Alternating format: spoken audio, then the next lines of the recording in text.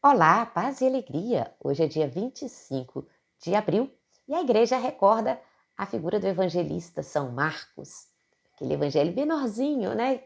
Que nós gostamos tanto de meditar. São Marcos a gente medita sempre no ano B, né?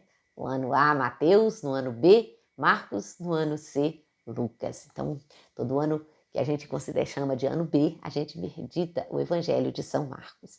São Marcos, ou João Marcos, era hebreu, de origem da tribo de Levi e foi um dos primeiros discípulos de São Pedro.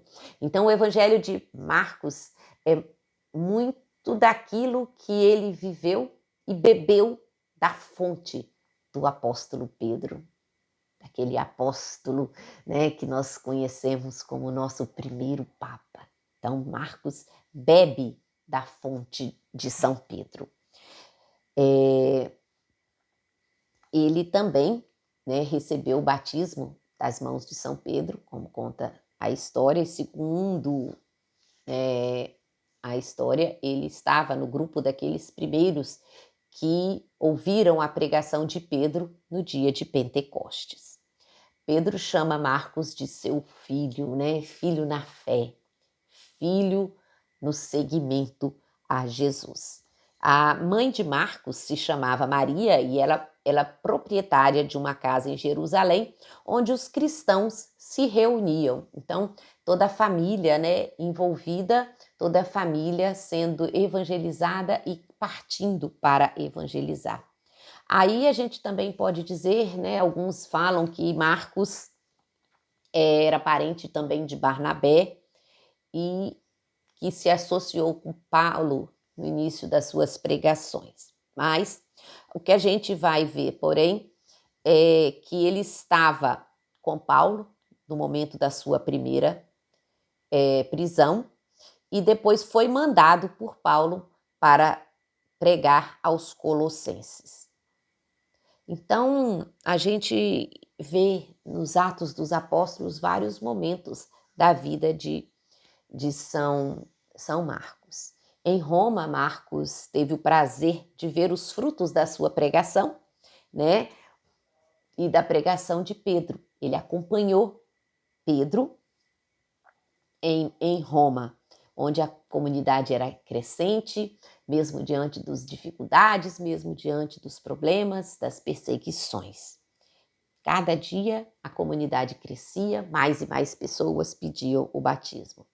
E quando Pedro se ausentou, ele confiou a Marcos a vigilância, né, sobre a igreja.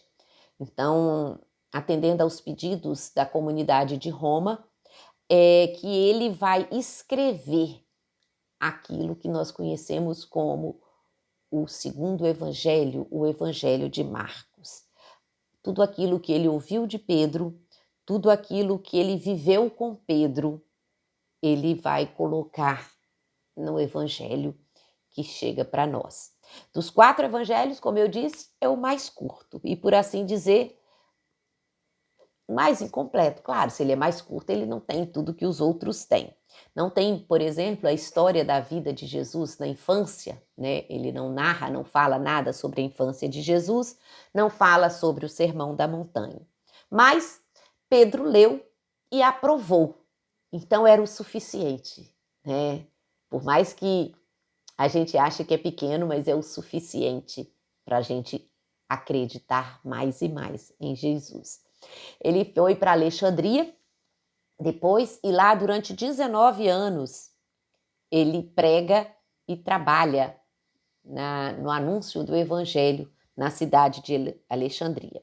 E a gente vai ver as dificuldades, né, da vivência do evangelho. Muitos cristãos queriam mudar desde o início, né? Até hoje a gente vê isso, né? Que a gente não quer seguir o evangelho, a gente quer sempre botar uma vírgula, botar um ponto, botar um mais, mas não foi bem isso. Então, as dificuldades nós vamos ver sempre de seguir verdadeiramente o evangelho. E o número de cristãos vai crescendo e a missa, né, se torna mais difícil, porque quantas pessoas para participar da missa? E aí destaca, né, que ele começa, nessa época a gente não tinha ainda as igrejas, teve que procurar casas e mais casas cada vez maiores para poder celebrar a ceia do Senhor, celebrar a missa. E quanto mais os cristãos cresciam, quanto mais se crescia a comunidade, mais se irritavam os sacerdotes pagãos, mais se irritavam aqueles que não queriam que o evangelho chegasse a todos. Então, as perseguições também vão acontecer, muitas, e até que Marcos vai ser preso e martirizado. Ele estava celebrando a missa quando entraram, o prenderam e o conduziram pelas ruas da cidade, arrastando. Segundo os relatos, toda a rua ficou cheia com o sangue de Marcos, que ia sendo carregado e espancado pelas ruas. Na noite seguinte, né, onde ele estava preso, ele narra que um anjo aparece a ele e diz: Marcos, servo de Deus, teu nome está escrito no livro da vida e tua memória jamais se apagará. Os arcanjos vão recebê-lo em paz. Vão receber o teu espírito em paz. Então, na prisão, ele tem essa visão e sabe que chegou o dia, né, do seu martírio. E, segundo uma outra história, uma outra narração, o próprio Jesus aparece para ele e diz: Marcos, a paz esteja contigo. Então, eu vejo que, às vezes, a gente tem um pavor tão grande da morte.